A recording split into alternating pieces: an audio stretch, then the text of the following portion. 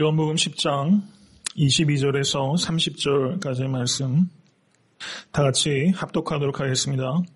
예루살렘의 수전절이 이르니 때는 겨울이라 예수께서 성전한 솔로몬 행각에서 다니시니 유대인들이 애워싸고 가로되 당신이 언제까지나 우리의 마음을 의욕해 하려나이까 그리스도여든 밝히시오 하니 예수께서 대답하시되 내가 너희에게 말하였을 때 믿지 아니하는도다. 내가 내 아버지의 이름으로 행하는 일들이 나를 증거하는 것이오늘 너희가 내 영이 아니므로 믿지 아니하는도다. 내 양은 내 음성을 들으며 나는 저희를 알며 저희는 나를 따르느니라. 내가 저희에게 영생을 주노니 영원히 멸망치 아니할 터이요 또 저희를 내 손에서 빼앗을 자가 없느니라. 저희를 주신 내 아버지는 만유보다 크심에 아무도 아버지 손에서 빼앗을 수 없느니라. 나와 아버지는 하나이니라 하신대. 아멘. 하나님의 말씀입니다. 요한복음 10장 22절에서 42절까지는 수전절이란 명절 때 예수님께서 예루살렘 성전에 이방인의 뜰에 있는 솔로몬 행각에서 거니시다가 가리키신 일들, 그리고 유대인들과의 논쟁, 그리고 그 결과에 대해서 기록하고 있는 부분이라고 할 수 있습니다. 10장 22절과 23절은 수전절 논쟁의 그 백그라운드, 배경을 설명하고 있다고 말할 수 있고요. 24절부터 30절까지는 유대인들이 예수님께 묻습니다. 그리스도 여든 밝히 말하시오. 이렇게 유대인들이 질문한 것에 대해서 예수님께서 답변하시고 있는 부분이 30절까지입니다. 그리고 31절부터 39절까지는 예수님께서 30절에 뭐라고 대답하십니까? 나와 아버지는 하나이니라. 이것은 예수님께서 자신의 신성에 대해서 밝히신 장면입니다. 30절에 예수님의 이 말씀이 굉장히 심각한 문제를 촉발하게 됩니다. 그래서 유대인들이 예수님을 신성 모독으로 고발하게 됩니다. 그래서 31절부터 39절까지는 조금 더 격화되는 예수님과 유대인들 사이의 갈등의 국면을 기록하고 있고 저들이 예수님을 돌로 치려 했지만 예수님께서 그곳을 나가시게 되는 장면이 기록되어 있습니다. 그리고 10장 40절에서 42절을 보시면 한번 보시기 바랍니다. 이 부분은 지금까지 있었던 기록들에 대해서 요약하는 동시에 앞으로 발생할 새로운 국면으로의 전환이 이루어지는 transitional sentence라고 할 수 있어요. 전환적인 문장들이다. 이렇게 이해하면 바르게 이해하는 것입니다. 근데 10장 42절을 한번 보세요. 거기에 뭐라고 말합니까? 거기서 많은 사람이 예수를 믿으니라. 예수님께서 예루살렘에서는 그렇게 누차에 걸쳐서 말씀하셨지만 사람들이 믿지 않습니다. 그런데 지금 요단 건너편에서 예수님께서 처음 미니스트리 시작하셨던 곳도 back to beginning, 처음으로 다시 돌아가셨어요. 이제 예수님께서 이제 곧 순환이 시작됩니다. 다시 처음으로 돌아가셨어요. 그 자리에서 많은 사람들이 예수를 믿게 됩니다. 예루살렘의 불신과 그리고 요단강 건너편에서 그 사회적으로 소외받은 사람들의 신앙, 이 두 가지가 굉장히 대조적으로 비교되고 있는 것이 오늘 전체 문장의 마무리라고 할 수 있는 것입니다. 사도 요한은 유대인의 절기들을 매우 의미 있게 구성적으로 사용하고 있습니다. 예수님의 정체성을 나타내는데 유대인의 절기들을 사도 요한이 사용하고 있다는 뜻입니다. 오늘 본문에 나타나는 유대인의 절기는 무엇입니까? 수전절입니다. 수전절. 수전절을 우리가 이해하는 것이 본문 이해에 전제가 되기 때문에 수전절의 유래에 대해서 제가 말씀을 좀 드리겠습니다. 여러분, 알렉산더 대왕, 알렉산더 더 그레이시 죽은 후에 알렉산더가 다스리던 전체 그 광활한 제국을 몇 명의 유력한 장군들이 분할해서 통치하게 됩니다. 대표적으로 이집트 지역은 프톨레미 왕조가 다스리게 됩니다. 그리고 시리아와 팔레스타인 지역은 셀루시드 왕조가 다스립니다. 그리고 유럽은 안티고니드 왕국이 세워져서 다스리는 그런 국면에 들어가게 됩니다. 그런데 기원전 BC 246년부터 198년까지 수십 년 동안에 이집트의 프톨레미 왕조와 시리아의 셀루시드 왕조 간에 팔레스타인 땅을 놓고서 계속적인 전쟁이 끊임없이 일어났습니다. 그런데 BC 198년에 제5차 시리아 전쟁 때 프톨레미 왕조를 셀루시드 왕조가 이기고 셀루시드 왕조가 팔레스타인 전역에 걸쳐서 지배권을 확보하게 됩니다. 그래서 셀루시드 왕조가 34년 동안에 유대 전역을 통치하게 되는 것이 바로 이 역사적인 배경이라는 것입니다. 그런데 이 셀루시드 왕조의 왕들 중에서 안티오쿠스 에피파네스라는 왕이 있었습니다. 이 왕은 어렸을 때 로마의 볼모로 잡혀가서 자라게 되는데요. 로마에 잡혀가 있는 동안에 헬라 문화에 굉장히 큰 감명을 받습니다. 그래서 안티오쿠스 에피파네스가 제위에 올랐을 때 이 사람은 자신이 통치하는 제국을 헬라 문명으로 단일화시키고자 하는 그런 정치적인 이상에 사로잡히게 됩니다. 그래서 제국 전체에 하나의 종교를 통일시키려고 하는 그런 의욕에 가득 찼습니다. 그래서 이것이 유대인들에게 매우 심각한 문제가 되었음은 분명하죠. 그래서 안티오쿠스 에피파네스는 유대인들에게 모든 유대 종교 의식을 중단하고 유대법을 지키지 못하도록 칙령을 내리게 됩니다. 그래서 심지어 사람들이 율법책을 가지고 다닐 수도 없었어요. 그 율법을 필사할 수도 없습니다.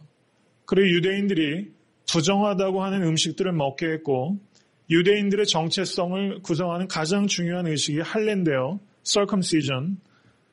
그 할례를 금하게 됩니다. 그래서 역사의 한 기록은 무려 8만 명이 이때 학살당했다라고 기록되고 있을 정도입니다. 대단한 폭군입니다. 그런데 이 안티오쿠스 에피파네스가 그 폭정의 절정이 언제냐면요. BC 167년 유대력으로 키슬렙 월 25일에 키슬렙 월은 태양력으로 말하면 12월입니다. 12월 25일 크리스마스와 겹치게 되는 날이죠. 그때 칙령을 내려서 이런 일들을 시행하게 됩니다. 안티오쿠스 에피파네스가 성전의 제단에 제우스 형상을 세웁니다. 그리고 유대인들이 불결하게 여기는 돼지를 희생제물로 바치도록 했어요. 이 안티오쿠스 에피파네스의 학정을 견디다 유대인들이 마지막에 예루살렘 성전에 그 성소 안에 제우스 형상이 세워지고 돼지가 희생제물로 바쳐지는 이런 일들은 더 이상 견딜 수가 없었습니다. 그래서 하스모니아라는 가문의 마카비라는 사람이 유대인들을 규합해서 반란을 일으키게 되는데 그것이 역사적으로 매우 중요한 마카비 혁명이 됩니다. 그래서 이 마카비 혁명이 몇 년 동안 진행되다가 드디어 이 셀루시드 왕조의 모든 그 세력들을 몰아내고 이스라엘이 독립 정권을 세우게 되는 것이 BC 165년입니다. 그래서 마카비가 BC 165년 12월 25일에 성전 청교를 기뻐하고 성전 예배가 회복된 것을 하나님 앞에 감사하는 예배를 드렸습니다. 바로 그것이 수전절이 되어서 유대인들에게 계속적으로 전통으로 내려와서 지금까지 지키고 있는 것입니다. 여러분 수전절을 다른 말로 유대인들은 하누카라고 합니다. 하누카 많이 들으셨죠? 여기에서는 어떤지 잘 모르겠는데요. 제가 이제 애틀랜타에서는 유대인들과 접촉할 기회가 별로 없었는데 뉴욕에는 정말 유대인 많습니다. 여러분 크리스마스 분위기보다 이 하누카 분위기가 훨씬 많아요. 참 안타까운 일입니다. 여러분 유대인들이 12월 25일이 바로 이 하누카이기 때문에 유대인들이 그 초를 이렇게 밝힙니다. 8개의 촛불을 밝히는데요. 이 하누카 때 촛불을 하나씩 밝혀서 마지막 8일 때는 8개의 초가 밝혀지게 됩니다. 그래서 하누카 절기를 빛의 페스티벌이다. 빛의 절기다. 이렇게 부르기도 합니다. 이것이 바로 수전절의 유래입니다.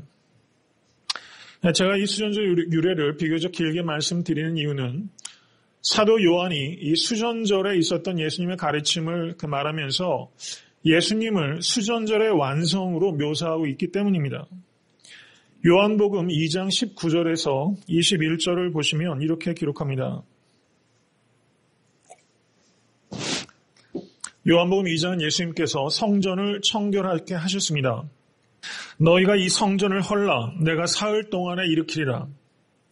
유대인들이 가로되 이 성전은 46년 동안에 지었거늘 내가 3일 동안에 일으키겠느냐 하더라.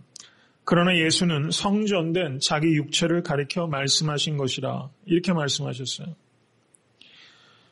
여러분, 우리는 성자 예수님을 통해서 하나님께 다가갈 수 있게 되었습니다. 우리는 성자 예수님 안에서 성부 하나님과 만나게 된 것입니다. 그래서 예수님은 자신을 성전이라고 말했어요. 그래서 신학적으로 우리가 예수님을 뉴 템플, 새 성전이라고 하는 것입니다. 우리는 새 성전 대신 예수 그리스도를 통해서만 하나님께로 나아갈 수 있고 새 성전 대신 예수 그리스도 안에서만 하나님과 만날 수 있게 된 것을 믿고 감사하실 수 있게 될 간절히 바랍니다. 예수님께서는 눈에 보이는 가시적이고 물질적인 예루살렘 성전을 청결케 하시면서 예루살렘 성전에서 드려지는 예배의 시대는 끝났다라는 것을 선언하신 거예요. 예수님은 조금 수정되고 조금 개혁된 예배를 가져오신 것이 아니라 이전의 성전 시스템 자체의 종말을 고하신 것입니다. 그래서 예수님께서 성전, 새 성전으로 이 땅에 오셨다는 것을 가리키시고 이전 시대의 갱신이 아니라 새 예배가 도래되었다는 것을 예수님께서 가리키신 거예요. 그렇기 때문에 사도 요한은 하누카, 수전절의 의미가 성전을 새롭게 봉헌하고 성전 예배의 회복을 기념하는 의미가 수전절이라면 사도 요한은 이 수전절의 완성이고 절정으로서 예수 그리스도를 제시하고 있는 것이다. 이렇게 본문을 이해하는 것이 타당하다는 것입니다. 예수님께서 솔로몬 행각을 다니시다가 가르치셨어요. 여러분, 솔로몬 행각은 예수님께서 이제 마지막 6월절에 올라오셔서 유대인들을 가르치실 때도 솔로몬 행각에서 가르치셨습니다.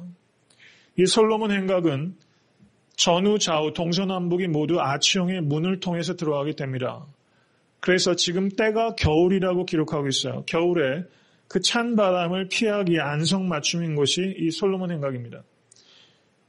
불과 수개월 뒤에는 사도행전 5장을 보시면 초대교회 교인들이 목숨을 내걸고 모여서 예배 드렸던 것이 바로 이 솔로몬 행각입니다.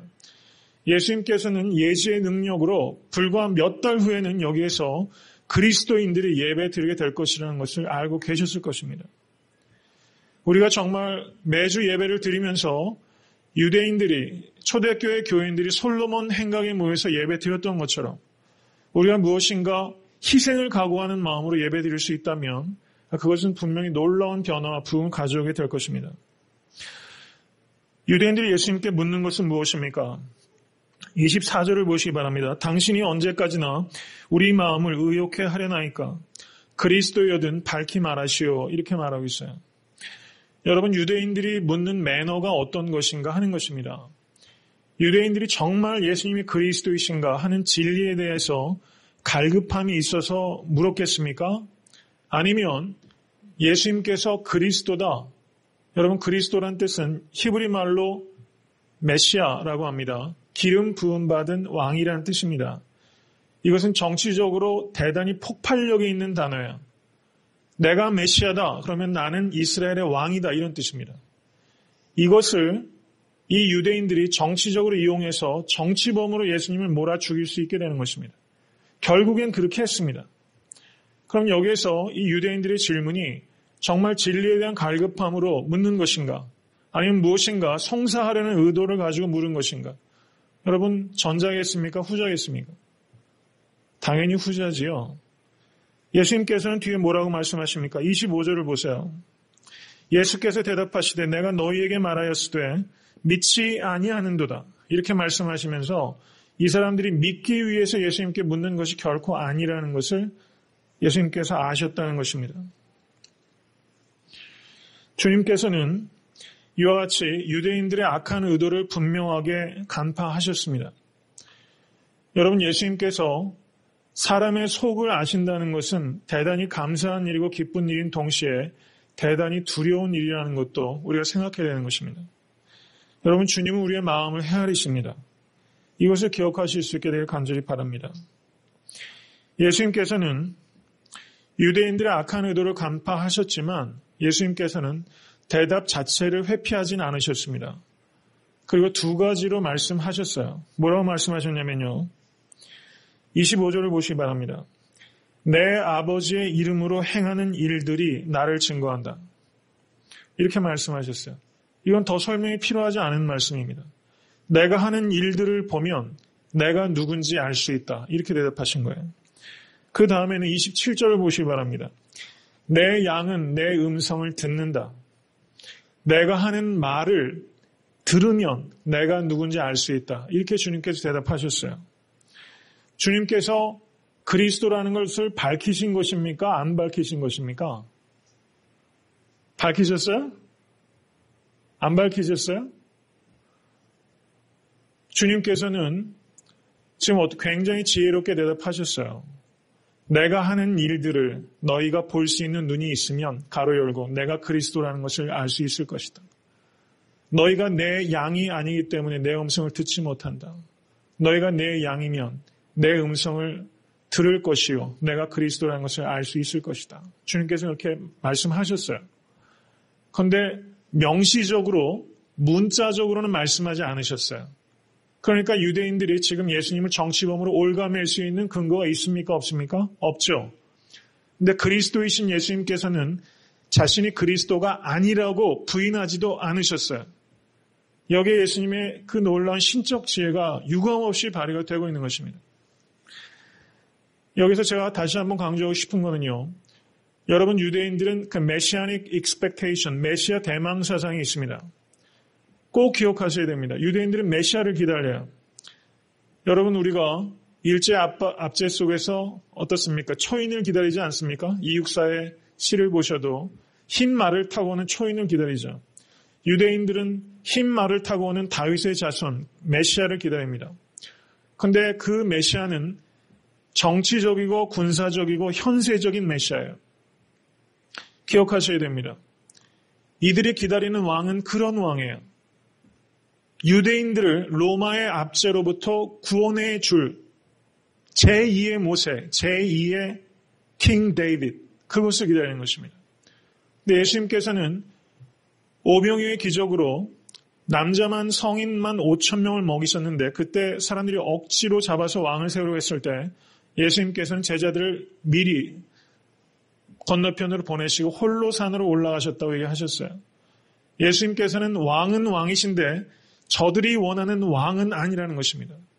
그럼 예수님의 메시아십, 킹십은 무엇입니까? 그것은 고통당하는 메사야. 십자가를 통하여 유대인들, 에트니컬리 유대인들을 구원하는 것이 아니라 모든 믿는 자들을 구원하시고 로마의 압제로부터가 아니라 모든 인류의 공적이라고 할 수 있는 죄와 사망으로부터 모든 믿는 자들을 구원하시는 메사야.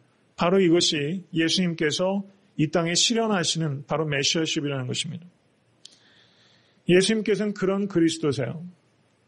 이것을 늘 기억하실 수 있기를 간절히 바랍니다. 지금 유대인들의 문제는 뭡니까? 메시아이거든 밝히라 이렇게 얘기하는 거예요. 여러분, 예수님께서는 메시아라는 것을 말씀과 행위를 통해서 누누이 밝히셨어요. 문제는 예수님께 있는 게 아니라 자기 자신에게 있다는 것입니다. 근데 우리의 신앙생활도 이렇게 할 때가 너무 많다는 것입니다. 나에게서 문제의 원인을 찾아야 되는데 메시아이거든 밝히시오라고 말하고 있을 때가 너무나 많다는 것입니다. 여러분, 혹시 우리가 주님께 이렇게 하고 있지는 않습니까? 혹은 타인에게 이렇게 하고 있지는 않습니까? 내 안에서 나를 성찰하고 나에게 문제가 있다는 것을 발견하고 고칠 수 있어야 되는데 모든 문제의 원인을 타인에게 돌리고 그리스도에게 돌리는 이런 태도. 메시아이거든 밝히시오. 당신이 내 친구면, 내 남편이면, 내 아내면, 내 자녀면, 내 부모면, 혹은 내 직장 동료면 이렇게 말하면서 밝히시오. 이렇게 얘기하고 있지는 않냐 하는 것이죠. 우리가 타인에게 전가하는 그것은 신라원입니다. 책임을 지는 태도를 가질 때 그것이 낙원인 것입니다. 이것을 깊이 기억하실 수 있게 간절히 바랍니다. 예수님께서는 선한 목자의 비유를 말씀하신 게 10장 10절 이하의 말씀입니다. 그런데 오늘 본문 말씀 10장 26절과 27절을 보시면 다시 목자와 양의 메타포, 은유를 사용합니다. 그럼 10장 27절 한번 보세요. 한번 다 같이 한번 읽겠습니다. 내 양은 내 음성을 들으며 나는 저희를 알며 저희는 나를 따르느니라. 아멘. 참 단순한 말이죠. 이해하는데 어려움이 하나도 없습니다. 아름다운 진리의 선언입니다. 내 양은, 여러분 우리는 그냥 양이 아니라 예수 그리스도의 양입니다. 이것을 믿으실 수 있기를 간절히 바랍니다. 이게 우리의 정체성의 핵심입니다. 내 양은 내 음성을 들으며 나는 저희를 알며. 어떻습니까? 우리가 예수 그리스도의 자녀됐다는 것은 새로운 관계에 들어갔다는 걸 의미하는 거예요. 저희는 나를 따르느니라. 여러분, 새로운 관계의 필연적인 결과는 새로운 삶입니다. 예수님을 따르는 것으로 나타날 수밖에 없다는 거예요. 참으로 순종하는 사람만이 참으로 믿는 사람이라고 할 수 있다는 뜻입니다. 여러분, 혹시 우리가 그렇게 얘기한 적은 없습니까? 아니면 주변에 성도들과 혹은 아는 지인들과 이야기하면서 그렇게 말하는 사람이 있어요. 나는 정말 예수님을 믿는다. 나는 말씀을 믿는다. 그렇게 말하면서 그 말씀대로 순종하려고 하는 노력도 열매도 없는 분들이 있어요. 성숙하지 못해서 그렇습니다. 혹은 정말 믿지 않는 것일 수 있습니다. 여러분, 믿음의 존재 양식은 순종을 통해서 나타납니다. 순종하려고 하는 의지가 없다면 그것은 믿음이 아니라는 것입니다. 순종하려는 의지도 없이 열매도 없이 내가 정말 주님을 믿고 있다고 말한다면 그것은 억지고 그건 착각입니다. 제가 여러분께 말씀드리는 것은 완벽한 순종을 이야기하는 것이 아닙니다. 우리가 예수 그리스도의 양이 되었을 때 우리에게 시작되는 삶은 새로운 삶이지 완벽한 삶이 아닙니다. 우리가 정말 예수 그리스도의 양이라면 새로운 삶의 증거가 나타날 수밖에 없다는 뜻입니다. 우리는 새로운 삶을 통해서 구원 얻는 것은 아니지만 우리가 구원받은 하나님의 자녀라는 증거는 새로운 삶을 통해서 나타난다는 뜻입니다. 여러분 어떻습니까? 여러분 기도의 제목 중에서 가장 빈번한 기도의 제목 중에 하나는 하나님의 뜻을 알게 해달라는 것입니다. 분명히 그럴 것입니다. 하나님의 뜻이 분별이 되지 않을 때가 있습니다. 그런데 저는 정말 문제는 하나님의 뜻을 몰라서가 아니라 이미 알고 있는 하나님의 뜻을 순종하지 않는데 정말 문제가 있다. 여러분 이것을 우리가 깨달아야 됩니다. 여러분 성경 말씀 어렵죠? 그런데 어떤 말씀은 너무나 명확하고 해석이 필요 없는 아주 자명한 그런 원리들이 성경에 많이 있어요. 이미 우리는 너무 많이 알고 있어요. 여러분 우리가 모르는 미지의 하나님의 뜻 혹은 어떤 매일매일의 매 순간의 중요한 결단의 순간 하나님의 뜻을 구하는 것 중요하고 마땅히 해야 되는 일이지만 그것보다 먼저 우리가 점검해야 되는 것은 이미 known will of God, 이미 나에게 알려진 하나님의 뜻을 내가 순종하고 있는가 하는 것입니다. 우리는 unknown will of God, 알려지지 않은 하나님의 뜻을 구하고 알고 싶어 하는데 그 이면에 먼저 선행해서 질문해야 되는 것은 known will of God, 너무나 명확한 하나님의 뜻을 내가 과연 얼마만큼 순종하고 있는가. 바로 그것이 문제의 핵심이라고 저는 생각하는 것입니다. 여러분 우리에게 이미 너무나 분명한 하나님의 뜻을 순종하시면 나에게 지금 불완전한 잘 알려지지 않은 하나님의 뜻도 나에게 깨닫게 되는 은혜가 임하게 되는 것을 믿으실 수 있게 될 간절히 바랍니다. 여러분 창립 2주년 말씀 성회를 정말 은혜 가운데 마쳤습니다. 기도했던 것보다 기대했던 것보다 더 많은 은혜를 저 개인적으로 받았습니다. 그리고 이제 우리는 다시 평범한 일상으로 되돌아왔어요. 지난 주일 예배를 드렸고 오늘 또 수요 예배를 드립니다. 그리고 또 요한복음 강해를 우리가 듣습니다. 벌써 요한복음 10장을 하고 있습니다. 저는 말씀성회를 이렇게 지나면서 느끼는 것은 말씀성회는 그렇게 끝나는 것이 아니라 말씀성회는 목사님이 떠나시고 난 후에 사실은 시작되는 것이다. 이렇게 생각이 됩니다. 여러분 오늘 저녁에 말씀 받으신 이 말씀의 진위, 성패는 이 자리에서 판가름 나는 게 아니라 예배를 끝나고 집으로 돌아가시는 순간부터 시작된다라고 이해하는 것이 타당하다는 뜻입니다. 정말 내가 은혜 받은 만큼 내 삶에 변화를 위한 몸부림이 없고 조금이라도 변화의 흔적이 나타나지 않는다면 은혜 받아 뭐 하겠습니까?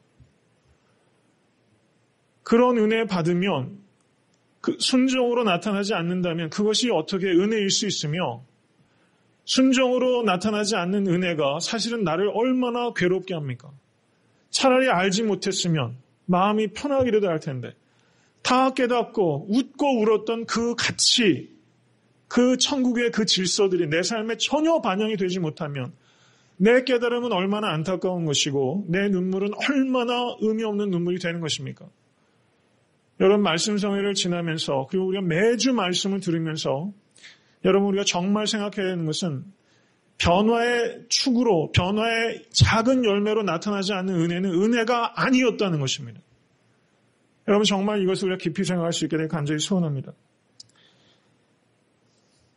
우리에게 필요한 것은 감동이 아닙니다. 변화입니다. 감동이 중요하지 않다는 뜻이 아닙니다. 예수님께서 십자가에 달리실 때 여인들이 따라오면서 울었죠. 근데 주님께서 뭐라고 하십니까? 울지 말라고 하셨어요.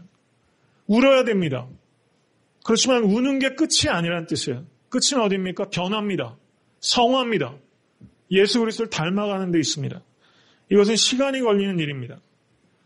저는 제가 목회자가 된 가장 큰 유익이 뭐냐? 저희 집사람과 그런 이야기를 나눕니다. 설교를 하면서 이 설교를 제일 먼저 제가 듣지 않습니까? 준비하면서. 그러니까 저는요. 어떻게든 좀 제 삶에 이 말씀을 적용해 보려고 몸부림이 없으면 제가 목회자 일을 할 수가 없는 거예요. 고통스러워서.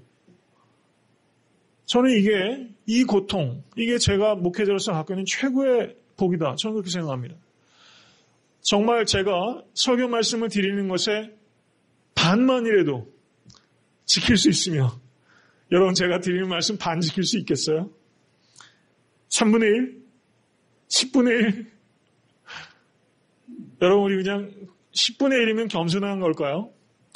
여러분이 여태까지 설교 말씀 부흥에 사실 얼마나 많이 들어오셨어요? 많이 울어왔습니다. 그리고 얼마나 간절한 추구가 있으세요? 제가 여러분 뵈면 충분히 느껴집니다. 정말 주님 닮고 싶어하는 몸부림이 있으세요. 10분의 1만이라도 우리가 11절 드리는 마음으로 깨닫는 것에 10분의 1만이라도 하나님 내가 순종할 수 있도록 도와주세요. 여러분 그런 기도 하실 수 있기를 간절히 바랍니다. 그러면 개인의 삶에 변화가 있고 교회가 변하고 이 작은 교회가 이 애틀랜타 땅에 엄청난 일을 할 수 있어요. 여러분 제가 개척교회 목사죠. 아직은 개척교회라고 해도 될 것 같아요. 3년까지는 개척교회라고 한대요. 근데 가끔가다 저를 좀 안쓰럽게 보시는 분들 계신 것 같아요. 근데 그렇게 보실 일이 아닌 것 같아요. 과정이지 않습니까? 제가 어디서 이런 배움이 있겠어요? 그렇게 생각합니다.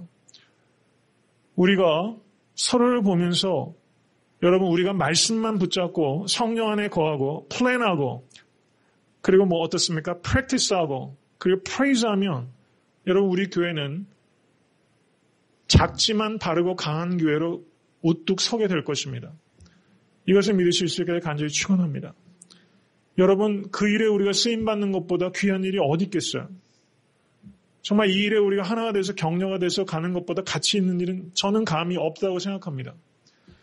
여러분 정말 하나님께서 눈을 두실 만한 교회 이 애틀랜타 땅에 너무나 많은 교회가 있는데 하나님의 눈을 어디에 두실까? 그런 생각이 들어요. 너무 황당하면 눈을 보지 못하잖아요. 이런 일들이 너무 많이 벌어지고 있지 않습니까? 이 애틀랜타 섬기는 교회는 하나님이 눈을 두시고 마음을 두실 만한 교회로 여러분 우린 작지만 바르고 강한 교회 그렇게 돼서 정말 하나님의 뜻을 이루어지는 그런 성도와 교회 될 수 있기를 간절히 축원합니다. 28절을 보시기 바랍니다. 다 같이 한번 28절과 29절을 믿음으로 우리 다시 한번 읽겠습니다. 내가 저희에게 영생을 주노니 영원히 멸망치 아니할 터이요 또 저희를 내 손에서 빼앗을 자가 없느니라. 저희를 주신 내 아버지는 만유보다 크심에 아무도 아버지 손에서 빼앗을 수 없느니라. 아멘. 믿으십니까? Ultimate safety, eternal safety, 궁극적인 safety, 안전, 그리고 영원한 안전은 오직 예수 그리스도의 손, 하나님 아버지의 손 안에 있어요. 여러분 이걸 지식으로 받지 마시고 정말 마음으로 받으시기 바랍니다. 여러분 물질이 많아도 자기가 세이프하다고 생각 안 하는 경우가 훨씬 많아요. 물질은 궁극적으로 사람 세이프하게 못합니다. 맞죠? 우리를 세이프하게 하는 것은 여기 얼마나 아름다운 표현입니까? Hand of God, 하나님의 손. 하나님의 손이 나를 붙잡고 계신다. 이것을 믿으실 수 있게 될 간절히 소원합니다. 여러분 천국은 현세적으로 우리가 이미 누리기 시작한 복입니다. 여기에서 보시면 저에게 천국을 주노니 그랬죠. 이 주노니 거기에 밑줄 쫙 가시기 바랍니다. 주노니 디돔이라는 동사예요. 현재 시제입니다.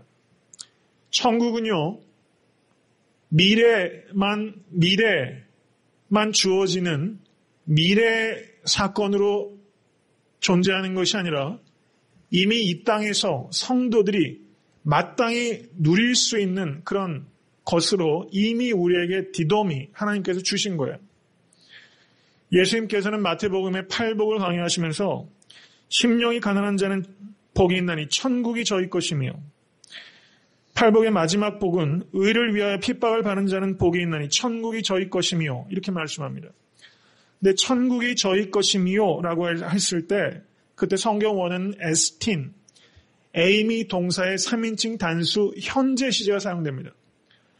천국이 너희 것이 될 것이다 라고 말한 것이 아니라 천국이 이미 저희 것이다. 이렇게 현재 시제로 선포하고 있어요. 여러분 예수님께서는 죽으심으로 우리를 이 악한 현 세대에서 우리를 건지시기 원하십니다. 그러면 이 땅에서 우리가 이미 시작된 천국을 살고 미래에는 완성될 천국을 누리게 되는 것입니다. 시작된 천국과 완성될 천국 사이에 존재하는 것이 바로 여러분과 저의 위치예요. 삶의 위치입니다. 그러면 천국을 이 땅에서 현세적으로 누린다는 것은 무엇입니까? 그것은 이 땅에서 this present age, 이 악한 현 세대에서 이 악한 세대의 원리 안에 살지 아니하고 the age to come, 오는 세대, 완성될 천국의 가치, 그리고 하나님의 통치를 이 땅에서 내가 받고 누리면서 사는 것, 그것을 천국이라고 합니다. 이 천국을 누리실 수 있게 간절히 바랍니다. 여러분, the age to come, 오는 세대의 가치는 두려워하지 않습니다. 정죄하지 않습니다. 불안해하지 않습니다. 염려하지 않습니다. 탐욕이 없습니다. 교만하지 않습니다. 시기하고 질투하지 않습니다. 하나님의 나라는 먹는 것과 마시는 것이 아니요 오직 성령 안에서 의와 평강과 희락이라. 여러분, 의와 평강과 희락을 누리는 것이 정말 천국 생활이고 오직 예수 그리스도 안에서 성령과 함께 우리가 이것을 이 땅에서 현세적으로 누릴 수 있게 된 것을 감사하시고 마음껏 누리실 수 있게 되기를 주님의 이름으로 축원합니다. 이제 예수님께서는 더블 세이프티죠. 내 손으로 해서 빼앗을 자가 없다. 이렇게 말하는 근거는 내 아버지는 마녀보다 크시고 아버지의 손으로 붙잡고 있기 때문이다. 이렇게 말하면서 주님의 손과 하나님의 손을 강조하시면서 이중의 안전 장치를 얘기하셨어요. 그리고 그 근거가 무엇이냐면 10장 30절입니다. 나와 아버지는 하나이니라. 믿으십니까? 이거는 엄청난 진술이에요. 우리가 몰라서 이런 대목을 봐도 가슴이 안 뛰는 거예요. 알아야 뜁니다. 아버지와 나는 하나이니라. 이것은 유대인들이 이 말을 듣고 거의 발작을 일으킬 정도입니다. 돌을 들어 죽이려고 했어요. 이것은 예수님께서 하나님이시라는 것을 선포하신 거예요. 나와 아버지는 하나이니라. 이것을 신학적으로 삼위일체라고 합니다. 그래서 저는 이제 설교 마무리하면서 이 삼위일체론에 대해서 제가 좀 신학적인 설명을 좀 드리려고 해요. 삼위일체, 여러분, 삼위일체가 뭡니까? 먼저 삼위일체에 대해서 말씀드리기 전에 신학의 중요성, 필요성을 제가 말씀을 드려야 될 것 같아요. 여러분, 신학은 신학생들만 혹은 목회자들에게만 필요한 게 아닙니다. 여러분, 그리스도인으로 내가 보다 더 성숙한 신앙생활을 하기를 원하는데 내가 열매 맺지 못하고 있는 가장 큰 원인 중에 하나는 신학이 없기 때문이에요. 매우 중요해요. 한국교회 위기는 누가 봐도 위기입니다. 분명해요. 한국교회 위기는 본질이 어디 있습니까? 신학의 부재입니다. 신학과 신앙의 단절입니다. 신학교 따로, 교회 현장이 따로입니다. 자유주의 신학이 너무 팽배해 있고 그리고 상하탑과 교회가 너무 단절되어 있는 것이 지금 한국교회의 본질적인 문제라고 할 수 있습니다. 신학이 필요합니다.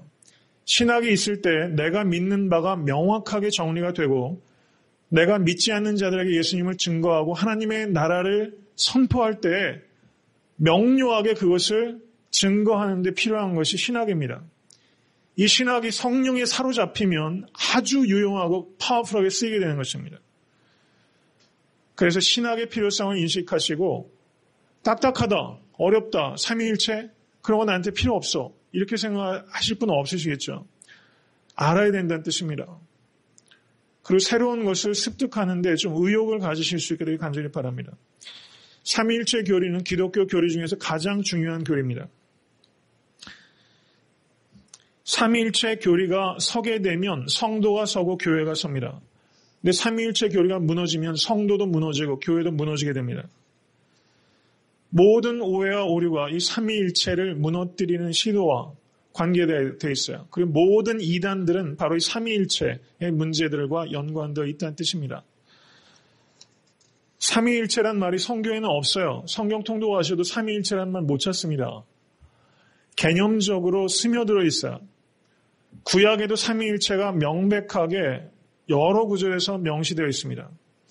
가령 하나님께서 천지창조를 하실 때 창세기 1장 26절을 보시면 하나님이 가라사대 나의 형상을 따라 나의 묘양대로 내가 사람을 만들고 이렇게 얘기 안 하셨어요. 우리의 형상을 따라 우리의 모양대로 우리가 사람을 만들고 거기에서 하나님의 이름은 엘로힘 복수형입니다. 창세기 11장 7절을 보셔도 하나님께서 바벨탑 사건을 이제 내려오실 때 자, 내가 내려가서라고 표현하지 않고 우리가 내려가서라고 말하고 있어요. 이사야서 6장 8절은 또 이렇게 말합니다. 누가 우리를 위하여 갈고 거기에서도 1인칭 복수가 사용되어 있습니다. 시편 110편 10절에서도 여호와께서 내 주에게 말씀하시기를 내가 내 원수로 내 발등상 되게 하기까지 너는 내 우편에 앉으라 하셨도다. 다윗 왕이 여호와께서 내 주에게 말씀하시기를 이렇게 얘기합니다. 여호와 하나님은 주님이십니다. 근데 여호와 하나님 그 주님께서 또 어떤 주님에게 말씀하시는 겁니까? 여러분, 다윗은 여호와 하나님, 성부 하나님께서 내 주, 성자 하나님께 말씀하신 것이다 라고 말한 것입니다. 주님께서도 그렇게 해석하셨어요. 시편 110편 10절은 매우 중요한 본문입니다. 구약에서는 이렇게 제가 불과 몇 구절만 들었지만 구약에서는 하나님의 삼위일체에 대한 이 진리가 부분적으로 나타나 있습니다. 삼위일체의 이 진리가 점진적으로 계시가 되어서 신약시대에는 삼위일체가 보다 완전하게 계시가 됩니다. 여러분, 예수님께서 세례 받으실 때 사건이 어떻습니까? 하늘에서 성부 하나님께서 말씀하시고 성자 하나님께서 비둘기같이 능력으로 임하시고 성자 하나님께서 세례를 받으시지 않습니까? 성부, 성자, 성령께서 모두 나타나는 그런 본문입니다. 신약 성경에서 제가 일일이 다 말씀드리진 않습니다. 마태복음 28장 19절에서도 성부, 성자, 성령의 이름으로 세례를 주라 말씀하시죠. 고린도전서 12장 4절에서 9절도 성부, 성자, 성령 하나님께서 하나이시라는 것을 증거합니다. 그 외에도 고린도서 13장 14절, 베드로전서 1장 2절, 유다서 20절, 21절은 삼위일체 하나님에 대해서 삼위일체라는 단어를 쓰고 있지 않지만 명확하게 삼위일체에 대해서 말씀하고 있다는 뜻입니다. 여러분 이제 삼위일체의 그 내용에 대해서 제가 간단히 말씀드립니다. 삼위일체는 세 가지 명제를 기억하셔야 됩니다. 첫 번째 명제는 하나님은 삼위이십니다. 삼위이십니다. 두 번째 명제는 삼위라는 것은 성부 하나님, 성자 하나님, 성령 하나님을 의미합니다. 하나님의 인격을 위격이라고 해요. 위격, 신학적으로 위격, person, 영어로는 person이라고 합니다. 하나님의 인격을 위격이라고 표현하는 것은 위격이라는 표현으로 하나님의 인격을 모두 설명할 수 있기 때문이 아니라 무엇이라도 우리가 말해야 하기 때문에 그렇게 제한적이고 겸손한 표현이 바로 위격이라는 것입니다. 하나님의 인격을 표현하는 제한적인 인간의 용어가 바로 위격이다. 이렇게 이해하면 틀림이 없습니다. 세 가지 위격이 있다는 것입니다. 그리고 각각의 위격은 온전한 하나님이십니다. 이것이 두 번째 명제입니다. 세 번째 명제는 하나님은 한 분이시라는 것입니다. 조금 부연해서 말씀드리면 하나님은 삼위이시다라는 것은 성부, 성자, 성령께서 독립적인 인격체라는 거예요. 독립적인 인격체입니다. 그리고 독립적인 인격이신 성부, 성자, 성령께서 각각 온전한 하나님이시라는 뜻입니다. 여러분 여기까지는 전혀 문제가 없죠. 성부, 성자, 성령께서 삼위가 계시고 그 삼위가 한 분은 하나님이신데 한 분은 인간이고 한 분은 그냥 파워 이런 게 아니라 세 분이 모두 온전한 하나님이시라는 거예요. 여기까지는 문제가 전혀 없어요. 그런데 문제는 뭐냐면요. 이 세 번째 명제입니다. 세 번째 명제는 그런데 하나님은 한 분이시라는 거예요. 세 개의 위격이 있고 각각이 하나님이신데 독립적인 세 분이 계신데 독립적인 세 분이 한 분이라는 거예요. 여러분 이게 이해가 됩니까? 이해가 안 되죠. 이해가 안 되는 게 타당합니다. 우리가 믿는 하나님은 세 분 하나님이 아니라 그리고 여러분 잘 들으시기 바랍니다. 우리가 믿는 성경적인 하나님은요. 유일신 하나님 반은 맞고 반은 틀려요. 유대교도 유일신 하나님을 믿습니다. 유일하신 하나님을 믿어요. 여러분 그렇지만 유대인들은 성부 하나님만 믿죠. 성자 하나님 믿지 않습니다. 그리고 성령 하나님에 대한 이해는 어디까지 되는지 전 잘 모르겠어요. 성자 하나님 믿지 않습니다. 유대인들은 유일신관이에요. 이슬람교도 유일신관입니다. 우리가 믿는 성경적인 하나님은 삼위일체 하나님이에요. 우리의 신관은 삼위일체 하나님입니다. 그런데 조금 전에 말씀드렸던 것처럼 성부, 성자, 성령이 모두 구별되는 독립적인 인격체이신 위격인데 그리고 각각이 온전하신 하나님이신데 그분이 한 분이라는 이 사실. 이것은 인간적인 논리로 이해가 안 됩니다. 다시 한번 말씀드리면 각각이 독립적인데 완전한 하나 이런 존재는 우주 안에서 우리가 경험적으로 경험적으로 체험할 수 없는 존재입니다. 그렇기 때문에 삼위일체를 한마디로 말하면 신비라고 하고 신비는 미스테리로 남습니다. 그래서 우리가 삼위일체라는 이 진리, 저는 교리라고 말하고 싶지 않습니다. 삼위일체의 진리, 이 진리 앞에서 우리는 가장 바람직한 태도는 우리가 이해할 수 있는 한계를 뛰어넘어 계시는 하나님의 광대하심, 그 광대하신 하나님의 존재, 역사, 그 앞에서 겸손한 나, 바로 이것이 삼위일체 하나님을 대하는 우리의 태도입니다. 여러분, 사람이 좀 덜 익으며 덜 익고 어설프면요, 내가 이해하고 있는 것, 이거에 너무 목숨 걸어요. 이거면 다 되는 줄 알아요. 조금만 인간이 성숙하면요, 신앙이 있고 없고를 떠나서 내가 이해하는 것만 믿고 산다는 것이 얼마나 어리석은지 압니다. 여러분, 우리가 하나님은, 삼위일체 하나님은 우리의 이해를 넘어선, 우리의 리미테이션을 완전히 초월하고 계신 그런 삼위일체 하나님이라는 거예요. 여러분, 루이스 벌컵이라는 유명한 조직신학자가 있습니다. 그분의 책에서 이렇게 얘기했어요. 삼위일체의 교리는 신비다, 미스테리다. 사람은 이를 이해할 수도 없고 지성적으로 이해하게 만들 수도 없다. 여러분, 저는 지금 삼위일체를 지성적으로 여러분께 이해시키려는 시도를 하고 있는 게 아닙니다. 불가능하기 때문입니다. 그리고 루이스 벌컵이 계속 말합니다. 삼위일체의 신비를 교회가 온전히 설명하려고 한 적도 없다. 이렇게 말했어요. 다만 그에 관한 오류를 범하지 않도록 하기 위해서 삼위일체 교리를 만든 것뿐이다. 이렇게 말했어요.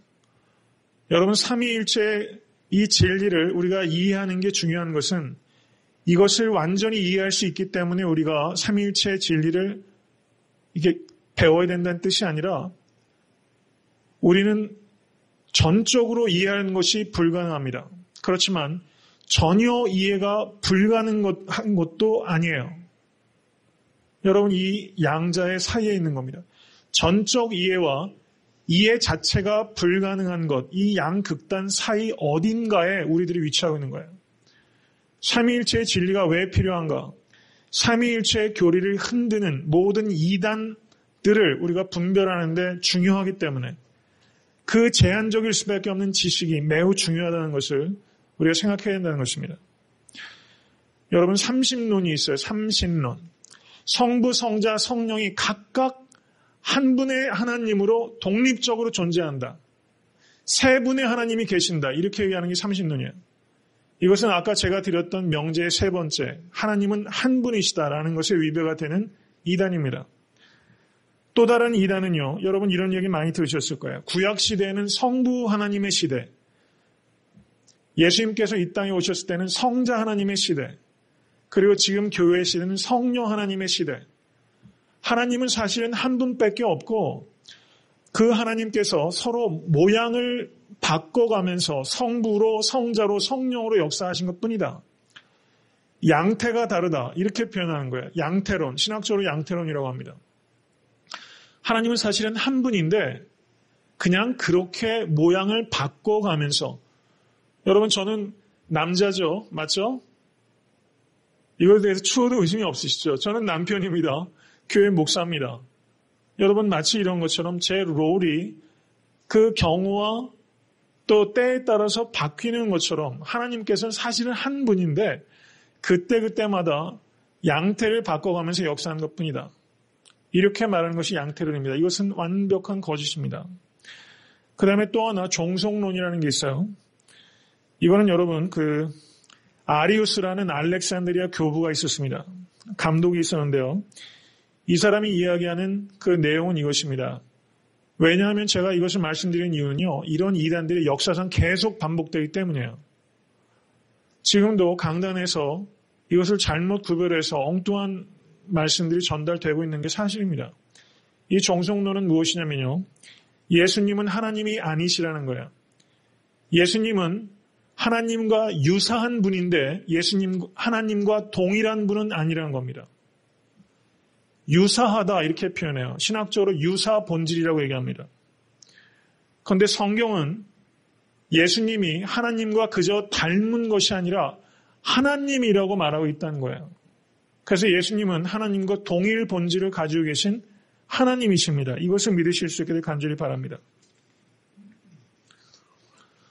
여러분, 요즘 신학교에서는요, 그 조직신학 교수들 중에서 예수님을 안 믿는 사람이 많습니다.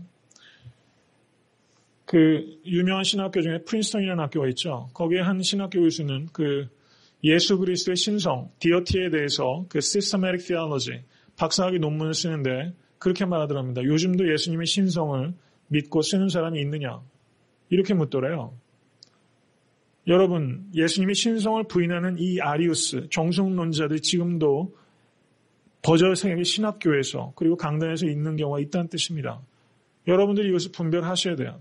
다른 피조물보다는 월등히 우월하지만 성자 하나님은 성부 하나님께서 창조하셨다. 이것이 바로 정성론입니다. 바로 이와 같은 삼신론, 양태론, 정성론, 이것이 삼위일체와 관련된 가장 대표적인 이단의 가르침이라고 할 수 있습니다. 이제 삼위일체에 관한 말씀을 맺고자 합니다. 성자 하나님은 성부 하나님께 복종합니다. 맞습니까? 성부 하나님께서 주시는 말씀대로 말하고 성부 하나님께서 하라고 하시는 일들만 복종해서 하신다고 하셨어요.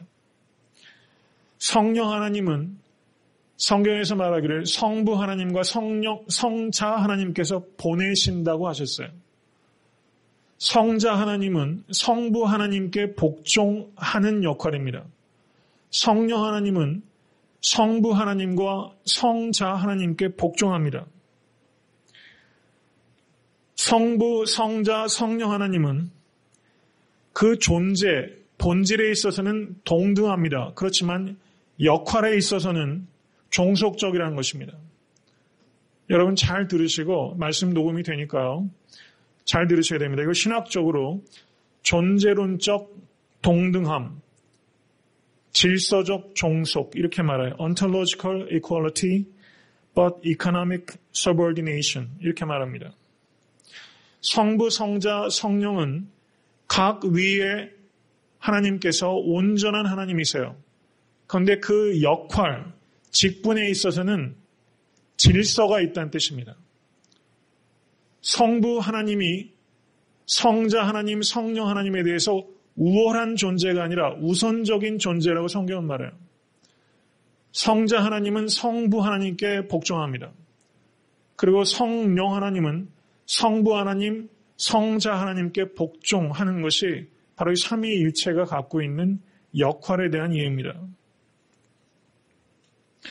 그러므로 삼위일체 하나님은 성부, 성자, 성령 하나님의 다양성과 통일성, 바로 이것이 삼위일체론의 핵심이라고 할 수 있어요. 다양성과 통일성입니다. 여러분 지금까지 삼위일체론에 대해서 정말 간략하게 조금 복잡한 이야기를 들으셨어요. 그런데 이 삼위일체론이 기독교 교리가 서 있는 가장 기초석이다라고 말할 수가 있다면 이것을 우리가 어떻게 나의 실제 삶 속에 적용해서 내가 변화받을 수 있는가, 이것은 또 하나의 중요한 문제입니다.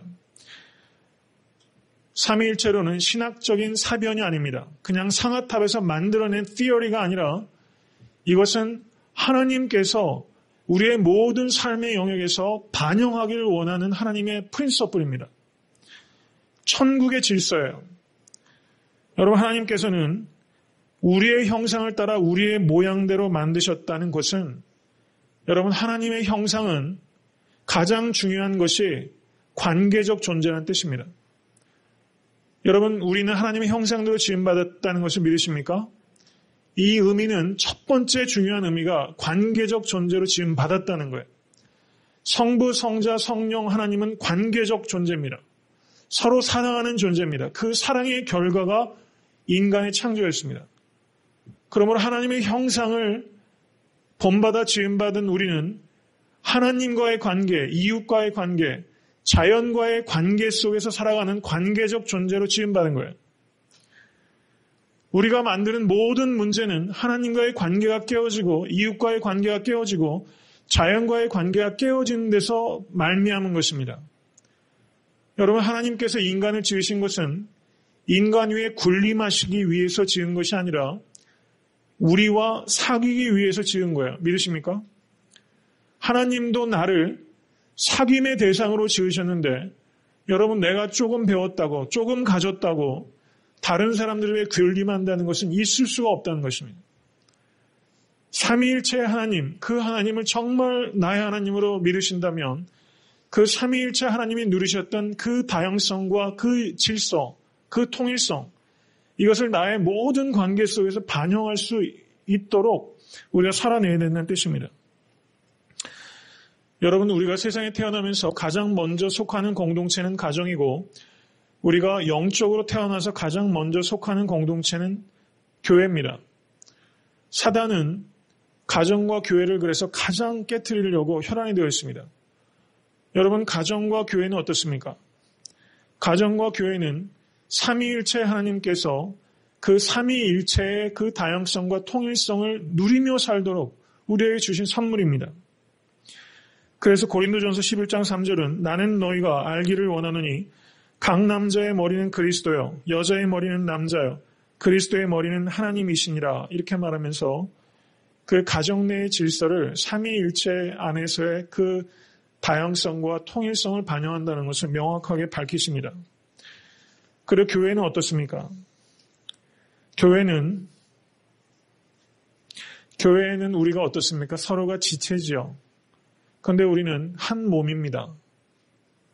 교회는 예수 그리스도께서 머리 되시고 우리는 몸이 되어서 하나가 되는 것이죠.